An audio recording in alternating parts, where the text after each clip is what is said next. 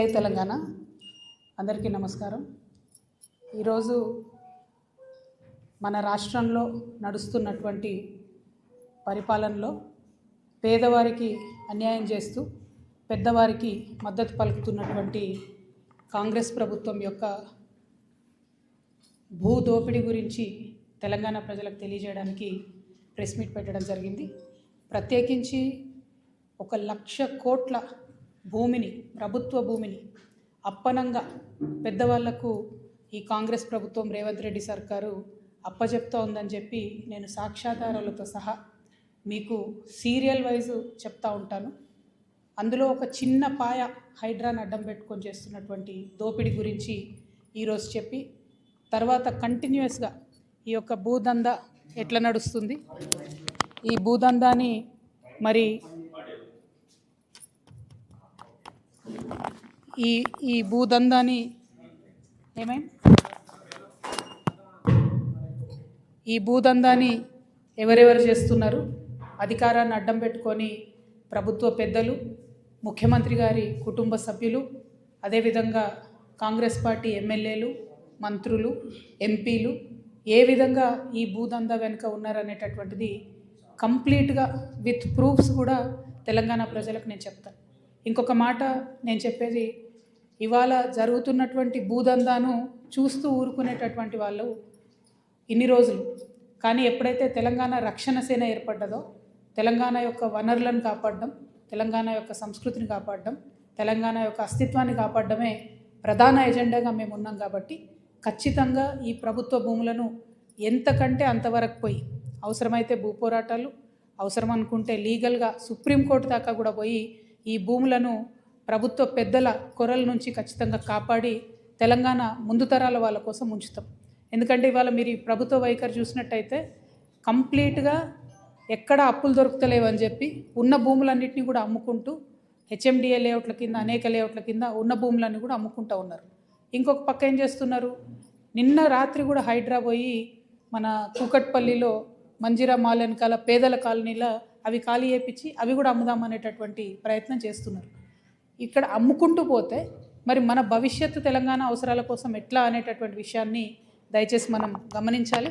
కాబట్టి ఇట్లా భూములు అమ్మడానికి, అదేవిధంగా అప్పనంగా ప్రభుత్వ భూములు పెద్దలకు అప్పచెప్పడానికి కూడా మేము తీవ్రంగా వ్యతిరేకంగా ఉన్నాం. తెలంగాణ రక్షణ సమితి తరఫున ప్రభుత్వానికి హెచ్చరిక చేస్తూ ఉన్నాం. మీ భూదందా అంతా కూడా బయట పెడతాం. మీరు ప్రభుత్వ భూమిని అప్పగించేటటువంటి పనులు దయచేసి మానుకోవాలి. మేము ఈ మధ్యలో ఆ శ్రీ ఆదిత్య అనే బిల్డింగ్ దగ్గర పోయి ధర్నా చేసినప్పుడు హైదరాబాద్లు ఉల్టా మా మీదనే దాడి చేసే ప్రయత్నం చేసిండ్రు. ఆ తర్వాత మేము సాక్ష్యాధారాలతో సహా తిప్పికొట్టినాం. అప్పటి నుండి ఇప్పటి వరకు శ్రీ ఆదిత్యని అయితే వాళ్ళు టచ్ చేయలేదు. ఎందుకంటే దాని వెనుక ఇప్పుడు ప్రస్తుతం ఉన్నటువంటి ఒక ఎంపీ గారు ఉన్నారు. ఆ ఎంపీ గారికి ఇక్కడే కాదు ఇంకా అనేక చోట్ల కూడా ప్రభుత్వం సహకారం అందించింది. కాబట్టి ఆ శ్రీ ఆదిత్య అనేటటువంటి దానివైపు వెళ్ళలేదు. కానీ నేను మళ్ళీ ప్రభుత్వానికి ఛాలెంజ్ చేసి చెప్తున్నాను, మీరు తక్షణమే హైడ్రా వెళ్ళి అక్కడ శ్రీ ఆదిత్య పనులు ఆపాలి. అది మూసి మీద మరకలాగా ఉంది, హైదరాబాద్ మీద మరకలాగా ఉంది, మొత్తం రివర్ బెడ్లోనే ఆ ప్రాజెక్ట్ కడుతున్నారు. కాబట్టి ఖచ్చితంగా దాన్ని ఆపాలి.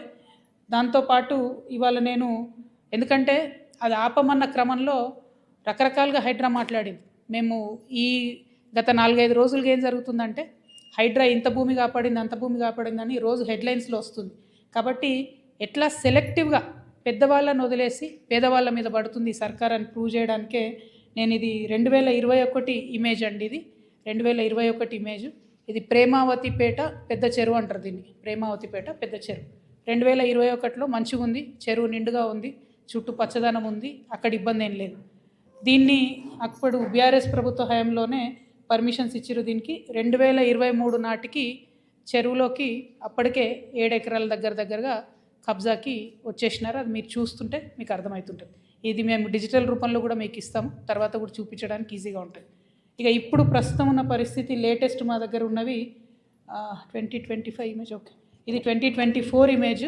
దాని తర్వాత 25లో కూడా పెద్దగా మార్పేం లేదు. మీరు చూస్తే కంప్లీట్గా చెరువులోకి ఎట్లా చొచ్చుకొచ్చినారో తెలుస్తుంది. ఇది ఎందుకు చూపిస్తున్నా అంటే యాజ్ అన్ ఎగ్జాంపుల్, ఇది ఒక పెద్ద సంస్థ కడుతున్నది. ఆ సంస్థను ముట్టుకునే దమ్ముందా ఈ గవర్నమెంట్కి? 7 ఎకరాలంటే అక్కడ ఎకరానికి 100 కోట్లు పోతుంది. భూమిలోనే 700 ఎకరాలు పోతుంది. ఇప్పుడు దీని మీద 30 ఫ్లోర్లు 40 ఫ్లోర్లు పర్మిషన్ ఇచ్చినటువంటి పరిస్థితి కనబడతా ఉంది. అంటే ఎన్ని వేల కోట్ల వ్యాపారం చేసుకోవడానికి మీరు సహకారం చేస్తున్నారు. ఇది నేను అఫీషియల్గా కూడా నేను కంప్లైంట్ చేస్తాను. దాని మీద ఖచ్చితంగా చర్యలు తీసుకోవాలని ప్రభుత్వాన్ని డిమాండ్ చేస్తున్నాను. ఈ భూమిలో ఓన్లీ హైడ్రాదే కాదు, చెరువు కబ్జానే కాదు, మొత్తం పాత ఊరి నక్ష ఏదైతే ఉందో దాన్ని మొత్తం మార్చేసి ఒక 8-9 రకాల రెవెన్యూకి సంబంధించినటువంటి తప్పులున్నా కూడా ప్రభుత్వం చూసి చూడనట్టుగా ఉంది. ఇవన్నిటిని కూడా పెట్టుకొని మేము తప్పకుండా చెప్పడం జరుగుతుంది. ఇది ఒక ఎగ్జాంపుల్ చెప్తున్నా. రెండోది ఏంది, ఇది ప్రేమావతిపేట పెద్ద చెరువు, సర్వే నంబర్ 86, 7 ఎకరాల వరకు దాదాపుగా తీసుకున్నారు. అయితే ఇదే సంస్థకి ఇంకో దగ్గర కూడా ఇంకో పెద్ద భూమి కూడా ఇచ్చిండ్రు. అది ఫ్యూచర్లో చెప్తా దాని విలువ ఎంత అన్నది. రెండవది హైడ్రాకు నేను ఛాలెంజ్ చేస్తున్నా. ఏది, నాగారం మున్సిపాలిటీలో ఐకామ్ అనే సంస్థ ఉన్నది. ఇది మెగా కంపెనీ వాళ్ళు కొనుక్కున్నారు. ఆయుధాలు తయారీ చేస్తారు అక్కడ. ఇప్పుడు కేంద్ర ప్రభుత్వ పర్మిషన్ వచ్చింది, బాంబుల తయారు కూడా అక్కడ చేస్తూ ఉన్నారు. గమ్మత్ ఏంటంటే ఆ నాగారం మున్సిపాలిటీ మొత్తం మున్సిపల్ చైర్మన్, కౌన్సిలర్లు అందరూ కలిసి మున్సిపాలిటీలో తీర్మానం చేసిండ్రు. ఈ సంస్థ మా దగ్గర ఉండేటటువంటి 2 చెరువులు, మేడిబావి, జాలుబావి అని 2 చిన్న చెరువులు ఉంటాయి. ఆ 2 చెరువులలో ఈ సంస్థ 5 ఎకరాలు కబ్జా చేసిందని మున్సిపాలిటీలో తీర్మానం అవుతుంది. ఇరిగేషన్ ఆఫీసర్లు పోయి ఎంక్వైరీ చేస్తారు, అన్ని పేపర్లలో వస్తుంది. కానీ చర్యలు మాత్రం ఇప్పటివరకు తీసుకోలేదు. నేను మళ్ళీ అడుగుతున్న హైడ్రాని, మీకు మెగా మీద చర్యలు తీసుకునే ధైర్యం ఉందా? దీని సర్వే నంబర్ 59, నాగారం మున్సిపాలిటీ, ఐకామ్ అనేటటువంటి ఆయుధాలు బాంబులు తయారు చేసే సంస్థ రోడ్డు కబ్జా పెట్టింది, పార్కు కబ్జా పెట్టింది, చెరువులకు కూడా సగం వచ్చేసినటువంటి పరిస్థితి. మొత్తం యావత్ మున్సిపాలిటీ కంప్లైంట్ చేస్తే కూడా ఇంతవరకు చర్యలు తీసుకుంటలేరు. ఇది రెండవది.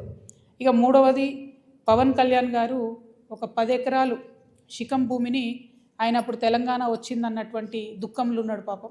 2014లో 11 రోజులు అన్నం తినలేదు, బాగా బాధపడుకుంటా ఏడ్చుకుంటా తెలంగాణలో ఒక 10 ఎకరాల శిఖం భూమిని ఆయన కొనుక్కున్నాడు. అప్పుడు కొనుక్కున్న తర్వాత ఏమైంది, ఆ కొనుక్కునే కన్నా ముందే చాలా చెరువులకు జనరల్గా ఫైనల్ చేసి మ్యాక్సిమం ఫ్లడ్ లెవెల్ అది డిసైడ్ చేయరు. కానీ ఈ పర్టికులర్ చెరువు పవన్ కళ్యాణ్ గారు ల్యాండ్ కొనుక్కున్నది కోడికుంట అనే చెరువు, సర్వే నంబర్ 706. దీంట్లో మొత్తం ఫైనల్ నోటిఫికేషన్ వచ్చింది. ఏ 10 ఎకరాలు అయితే ఆయన కొనుక్కున్నాడో అది శిఖం భూమి అని ఫైనల్ నోటిఫికేషన్లో ఇరిగేషన్ డిపార్ట్మెంట్ చెప్పి ఉన్నది. పవన్ కళ్యాణ్ గారు నిన్న మాట్లాడుకుంటే ఏమన్నారంటే, నా తప్పు ఉంటే అది శిఖం భూమి అయితే ప్రభుత్వానికి ఇచ్చేస్తాం అన్నారు. అయితే ఈయన రిజిస్ట్రేషన్ చేసుకునేటప్పుడు ఎన్ని తప్పులు దొరికినాయంటే, అందులో ఓన్లీ 3 ఎకరాలే శిఖము, మిగతా 7 ఎకరాలు మాగాని అని రాసింది. కానీ అది తప్పు, ఖచ్చితంగా రికార్డ్స్లో ఉంది. నేను ప్రభుత్వాన్ని డిమాండ్ చేస్తూ ఉన్నాను. ఇరిగేషన్ రికార్డులో 10 ఏకర్స్ శిఖం భూమి అని ఉన్నది. ఆ కాగితాలు మా దగ్గర ఉన్నాయి. కానీ ప్రభుత్వం దగ్గర ఆల్రెడీ డేటా ఉంటుంది కాబట్టి మీరు చర్యలు తీసుకోవాలని డిమాండ్ చేస్తున్నాను. పవన్ కళ్యాణ్ గారు నేను అడిగేది ఏంటంటే, మీరు వాపస్ ఇస్తా అన్నారు కదా, వాపస్ ఇచ్చేసేయండి. మామూలు రైతుల దగ్గర తీసుకున్నప్పుడు కాంపెన్సేషన్ ఎట్లా ఇస్తారో గవర్నమెంట్, మీకు కూడా ఏ టీడీఆరో ఏ పైసలు ఇస్తారు, అర్జెంటుగా వాపస్ ఇచ్చేసేయండి. మీరు కంచె వేసిండ్రు, ముందు ఆ కంచె తొలగించండి. శిఖం భూమిలో కూడా కంచె వేయడానికి ఉండదు. మీరు మట్టేసిండ్రు, ఆడ గోవులకు వాటికి వీటికి గ్రాసం వేస్తున్నా అని చెప్పారు. మట్టేసిండ్రు, ఆ మట్టి మొత్తం చెరువులే వేసిరు కాబట్టి అది కూడా తొలగించాలి. తక్షణమే మీరు వాపస్ ఇవ్వాలని చెప్పి నేను పవన్ కళ్యాణ్ గారిని డిమాండ్ చేస్తున్నాను.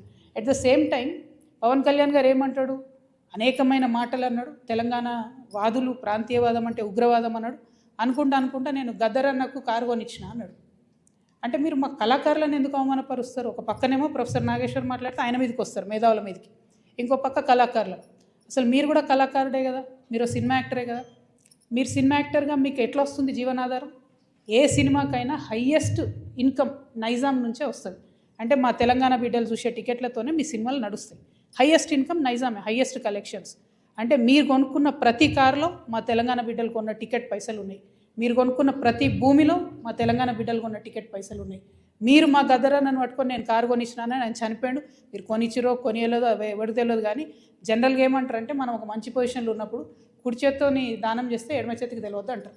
అప్పుడెప్పుడో కారు కొనిచ్చి గప్పాలు కొట్టుకునేది మీరు కొంటే కొన్నారు కావచ్చు, పెద్ద ముచ్చటేముంది. ఆయన ఎన్ని ఫోక్ ట్యూన్స్ దొంగతనాలు చేసి మీరు సినిమా పాటలు పెట్టుకుంటలేరు. ఇచ్చిర్రా ఎప్పుడన్నా రాయల్టీ మీరు ఫోక్ ఆర్టిస్టులకి? ఎప్పుడన్నా ఫోక్ ఆర్టిస్టులను ఆదుకున్నారా? చిన్న నిర్మాతలను ఆదుకున్నారా? పక్క రాష్ట్రాల్లో ఎట్లా చేస్తారు, తమిళనాడులో అక్కడిక్కడ వాళ్ళందరూ. నేను ఎందుకు ఈ మాట చెప్తా ఉన్నా అంటే, మీరు ఒకటంటే మేము 100 అనాల్సి వస్తుంది. ఒక పక్కనేమో ఇట్లా సమైక్యవాదుల దాడి మన మీద పెరుగుతుంటే, ఇక మన కర్మానికి మనకు ముఖ్యమంత్రి ఉన్నాడు, ఆయనకు తెలంగాణ అంటే తెలియదు, తెలంగాణ నీళ్ళంటే తెలియదు. మేము ఎంటబడి కొట్లాడి మా పార్టీ పెట్టినాక కరెక్ట్ వారం లోపల పాలమూరు రంగారెడ్డిలో పెద్ద సభ పెట్టి, మన నీళ్ళు పోతున్నాయో మొత్తం ఎత్తుకపోతున్నారు ఆంధ్రోళ్ళు, మీరు ఏమైనా చేయండి అని లొల్లి పెడితే, నిన్న ముఖ్యమంత్రి గారు పోయి 2 రోజులు ఫస్ట్ టైం పాలమూరు బిడ్డ అయి ఉండి 30 నెలల నుంచి ఆయనకు తీరిక దొరకలేదట. నిన్న ఫస్ట్ టైం పోయి పాలమూరు ప్రాజెక్టుల మీద రివ్యూ చేసి ఏం మాట్లాడతాడు ఆయన, తీసుకుపోనండి 968 టీఎంసీలు మనకు వస్తే చాలు, 200 టీఎంసీలు ఆంధ్రోలు తీసుకుపోనండి, సంప్రదింపులు జరుపుతున్నాం మేమని చెప్తున్నాడు ఆయన. రేవంత్ రెడ్డి గారు, మీకు నీటి మీద అవగాహన లేకపోతే అవగాహన ఉన్న వాళ్ళతో మాట్లాడండి.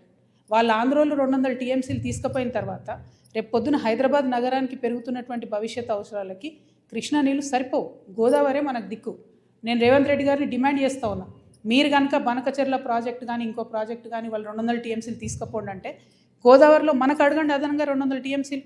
ఇప్పుడు 968 మనకు హక్కుభుక్తంగా ఉంది, 968 + 200 అడగండి. మీరు అడిగేంత వరకు మీరు బనకచెర్ల మీటింగ్ అటెండ్ అయినా కూడా మీరు తెలంగాణకు ద్రోహం చేసిన వాళ్ళే అవుతారు, మన భవిష్యత్తు నీటి అవసరాలన్నింటినీ కూడా పాత రేషన్ వాళ్ళే అవుతారు. మీరు నేను మాట్లాడుకుంటా ముఖ్యమంత్రి గారు అంటారు అబ్కి బార్ కాంగ్రెస్ సర్కార్ అని, కూర్చునే యువత ఆఖరి బారే ఏ కాంగ్రెస్ సర్కార్, ఆఖరి బార్ కాంగ్రెస్ సర్కార్. కాంగ్రెస్ పార్టీ ఇంక 20 ఏళ్ళు తెలంగాణలో రాకుండా తెలంగాణ మీద, తెలంగాణ వాదం మీద, తెలంగాణ వనరుల మీద, తెలంగాణ భూముల మీద బందిపోట్లు పడ్డట్టు పట్టుకొని దోసుకొని తింటా ఉన్నారు మీరు, మీ కుటుంబ సభ్యులు, మీ ఎమ్మెల్యేలు. నిజంగా ఘోరమైందంటే ఈ దోపిడీకి అప్పుడు బీఆర్ఎస్ పార్టీలో దారులు తెరిస్తే, కిటికీలు తెరిస్తే ఇప్పుడు వీళ్ళు తలుపులు తెరిచి ఏకంగా దోసుకొని పోతున్నారు. అప్పుడు కేటీఆర్ పాలనే నడిచింది, ఇప్పుడు కేటీఆర్ పాలనే నడుస్తుంది. అప్పుడు కేటీఆర్ అంటే ఏంటంటే కేసీఆర్ గారు, తన్నీర్ హరీష్ రావు గారు, రామారావు గారు. ఇప్పుడు కేటీఆర్ అంటే ఏంటంటే కొండలరెడ్డి, తిరుపతి రెడ్డి, రేవంత్ రెడ్డి. అప్పుడు ఇప్పుడు సేమ్ పరిపాలన నడుస్తుంది తప్పితే వేరే ఏం మారలేదు. దోపిడీ మారలేదు, పెరిగింది, రాచబాట పట్టింది దోపిడీ. ఈ 1,00,000 కోట్ల కాంగ్రెస్ దోపిడీని ఖచ్చితంగా ఆపుతాం. ఆ 1,00,000 కోట్ల తెలంగాణ భూమిని కాపాడుకొని తీరుతాం. ఎట్లయితే వెలుగుమట్లలో పేద ప్రజల భూములు కాపాడినామో అట్లనే తెలంగాణ వ్యాప్తంగా ఉన్నటువంటి అన్ని జిల్లాల్లో మీ దోపిడీని గమనిస్తున్నాం, ఎవరు గమనిస్తలేరు అనుకోవద్దు. ఖచ్చితంగా మా వనరులను మేము కాపాడుకుంటాం. సీరియల్ లెక్క ఈ 1,00,000 కోట్లు ఎక్కడెక్కడ దోపిడీ చేస్తారో చెప్తా నేను. ఇవాళ ఈ లేక్ను మళ్ళీ ఒకసారి చూపించాలి దయచేసి. Thank you. జై తెలంగాణ. 2014లో పవన్ కళ్యాణ్ భూములు పంపుతున్నారు, కానీ వివాదం ఇప్పుడు అవుతుంది. అంటే 12 ఏళ్లలో ఎందుకు దీన్ని ప్రశ్నించలేకపోయారు, ఎందుకు అడగలేకపోయారు? 1 సెకండ్, ఇది ఒక్కటి చెప్పేసి కనబడుతుందా క్లారిటీ?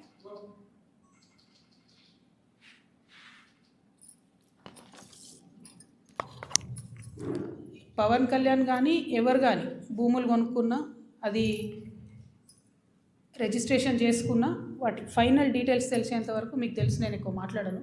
నేను ఈ వివాదం వచ్చిన తర్వాత పర్టికులర్లీ పవన్ కళ్యాణ్ భూమి గురించి వాస్తవానికి నేను మాట్లాడలేదు. చాలామంది తెలంగాణ వాదులు తీసి ఇంటర్నెట్లో పెట్టిన తర్వాత అదేంది అని నేను డీటెయిల్గా తీసుకుంటే ఆ డీటెయిల్స్లో వచ్చింది ఏంటి అంటే అన్ని లేక్స్ లాగా కాకుండా ఈ లేక్కి ఫైనలైజేషన్ అయిన తర్వాత వారు కొనుక్కున్న 10 ఎకరాలు కూడా శిఖం భూమి అని తెలుస్తుంది. కాబట్టి ఆయన్నే అన్నారు కదా, శిఖం భూమి అని తెలిస్తే వాపస్ ఇస్తాను, వాపస్ ఇవ్వమని మేము డిమాండ్ చేస్తున్నాం అంతే.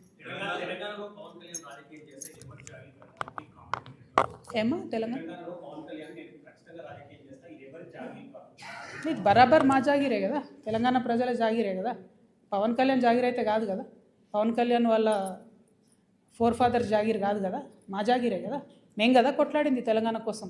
ఇట్లాంటి వాళ్ళందరినీ ఎదిరించి కొట్లాడినాం కదా. పవన్ కళ్యాణ్ అయితే ఏంది, వాళ్ళ అన్న అయితే ఏంది, మొత్తం వాళ్ళ ఆంధ్ర సంతతంతా వచ్చి కొట్లాడితే కూడా తెలంగాణ బిడ్డరు ఏదో చిన్న చీమలైన పెద్ద పామును బట్టి చంపుతాయన్నట్టుగా అంత పెద్ద ఆంధ్ర విషకూరల నుంచి తెలంగాణను బయటికి తెచ్చుకున్నాం కదా. ఏం ఊరుకోము అంటే కొట్లాడినాం, మేము కడుపు కట్టుకొని కొట్లాడినాం కాబట్టి ఖచ్చితంగా కోపం వస్తుంది, ఖచ్చితంగా ఆవేశం ఉంటుంది. ఇక్కడ మీరు వచ్చి రాజకీయాలు చేస్తామంటే మాత్రం ప్రజలు ఓడిస్తారు ఖచ్చితంగా. ఇప్పుడు రాజ్యాంగం చెప్పింది కాబట్టి ఎవరన్నా ఎక్కడన్నా పోటీ చేయొచ్చు అనేదానికి ఇబ్బంది ఏం లేదు. కానీ నైతికత అనేది ఒకటి ఉంటుంది. మీ వల్లనే సావగొట్టబడి, మా వనరులు దోచుకోబడి, మా సంస్కృతి మరుగున పడిపోయి, మేము ఇబ్బంది పడి 1,200 మంది అమరవీరులు చచ్చిపోతే నువ్వు ఇక్కడ వచ్చి రాజకీయం చేస్తా అంటే మరి మేము తెచ్చుకునేది ఎందుకు తెలంగాణ? మేము చూసుకుంటే ఎందుకు ఊరుకుంటాం? టెక్నికల్గా నువ్వు 100 పనులు చేయొచ్చు, కానీ మారాలిటీ ఉండదా లైఫ్లో? నైతికత ఉండదా? చాలా పెద్ద నైతిక విలువలు చెప్పేటటువంటి మనిషి వద్దు ముర్రో అంటే ఈ వన్ సైడ్ లవ్ ఏంద్రా నాయన, మాకు అర్థమైతే లేదు. వద్దు బాబు, మీ ఆంధ్రాలో మీరేమైనా చూసుకోండి అంటే ఈ గోలేంది, మీద వచ్చి యాసిడ్ వస్తా అన్నట్టు ఈ బలవంతము లవ్ ఏంది, నాకు అర్థమైతే లేదు. అక్కడ కట్టుకోండి కదా క్యాపిటల్, ఆడ పడవలు వేసుకొని పోయే పరిస్థితి ఉంది, ఆడ కట్టుకోండి. అక్కడ ప్రజలను బాగా చూసుకోండి, అక్కడ ప్రజలకు హెల్ప్ చేయండి, అక్కడ పేద ప్రజలకు పనులు చేయండి. అవన్నీ ఇట్సబెట్టి వచ్చి మా మీద పడి ఎందుకు? ఇక్కడ లేరా మా నాయకులు? మస్తు మంది ఉన్నారు కదా. మేమే ఎవరెవరం గెలుస్తాం, మేమే ఎవరెవరం చేసుకుంటాం. మా వాళ్ళు చేయగలిగినంత మేము చేసుకుంటాం, మేము బాగుపడతాం. Thank you.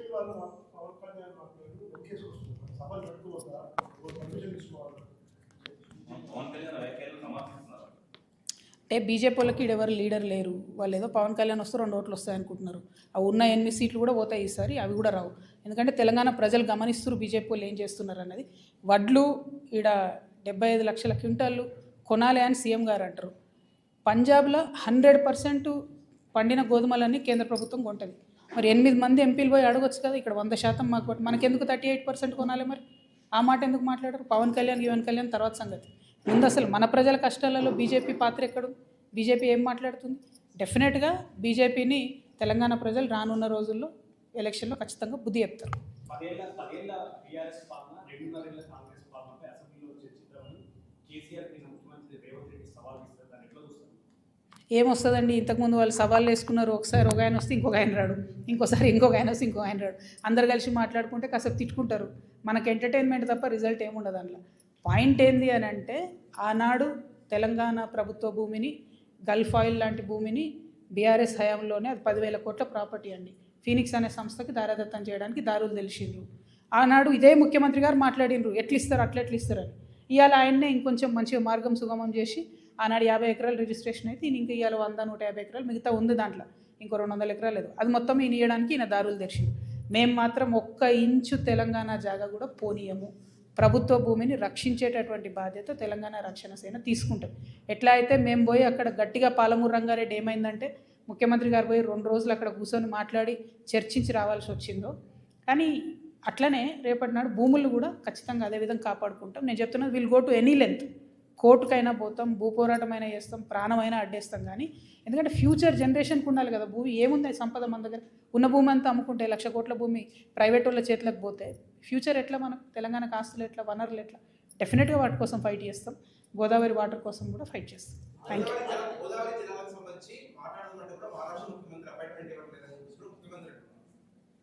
ముఖ్యమంత్రి గారికి నిజంగా చెప్తున్నారు కదా, నీటి మీద అవగాహన తక్కువ ఉన్నట్టుంది. వారు పెంచుకుంటే మంచిది.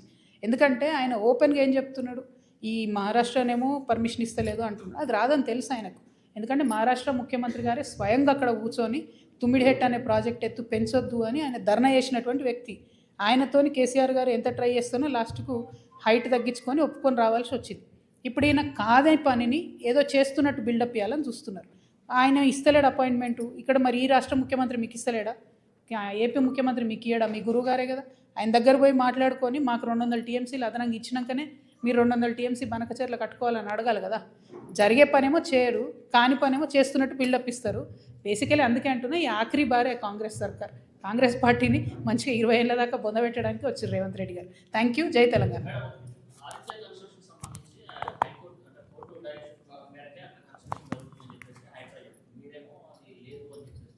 నేను చెప్తున్నా కదబ్బా, హైడ్రా అనేటటువంటిది రేవంత్ రెడ్డి గారి అవినీతి పాయలల్లో చిన్న పాయ మాత్రమే. అందులో అవినీతిని, పెద్దవాళ్ళను కాపాడడానికి హైడ్రా అనే వ్యవస్థ పెట్టిండ్రు. ఈ సంవత్సరం 7,000 ఫైర్ యాక్సిడెంట్లు అయితే నిన్న వచ్చిపోయిందండి హైడ్రా. ఇలా హైడ్రా మొత్తం ఫైర్ యాక్సిడెంట్లు అంతా వాళ్ళే చూడాలి, ఈ మోరీలు నాలాలు క్లీన్ చేసేది వాళ్ళే చూడాలి.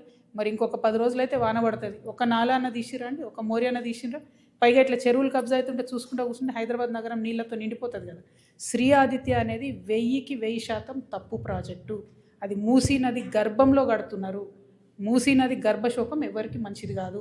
నేను ప్రభుత్వానికి చెప్తున్నాను, హెచ్చరిక చేస్తున్నాను, శ్రీ ఆదిత్య పనులు ఆపండి. మీరు ఆపకపోతే మేము లీగల్గా కూడా పోతాం.